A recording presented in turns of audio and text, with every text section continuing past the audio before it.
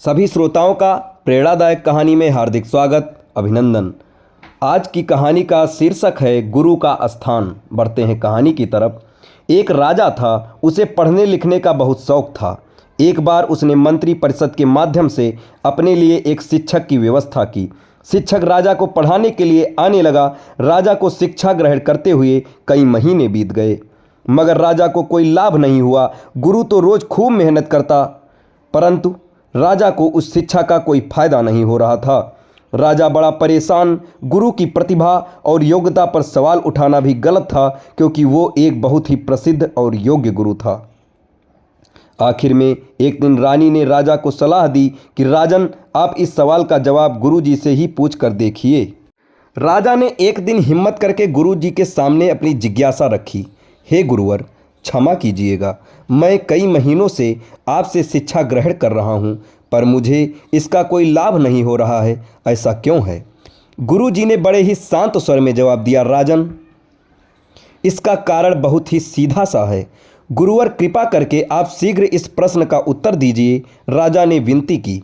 गुरु जी ने कहा, राजन, बात बहुत छोटी है, परंतु आप अपने बड़े होने के अहंकार के कारण इसे समझ नहीं पा रहे हैं और परेशान और दुखी हैं।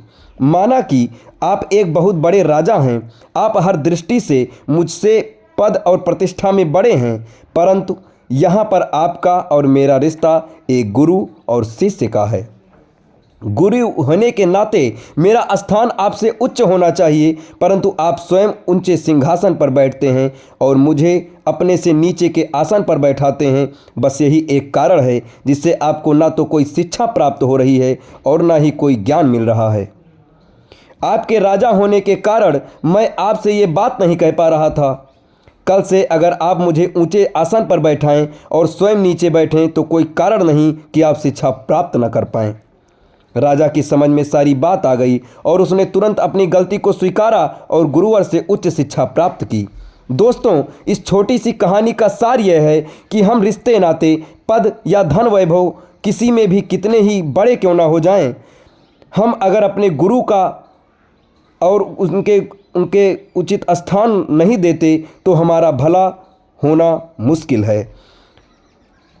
और यहाँ स्थान का अर्थ सीधा ऊंचा या नीचे बैठने से नहीं है। इसका सही अर्थ है कि हम अपने मन में गुरु को क्या स्थान दे रहे हैं। क्या हम सही मायने में उनको सम्मान दे रहे हैं या स्वयं के ही श्रेष्ठ होने का घमंड कर रहे हैं?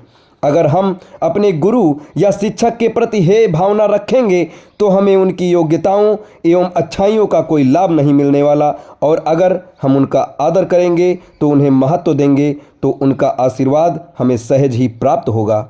दोस्तों, ये कहानी आपको कैसी लगी?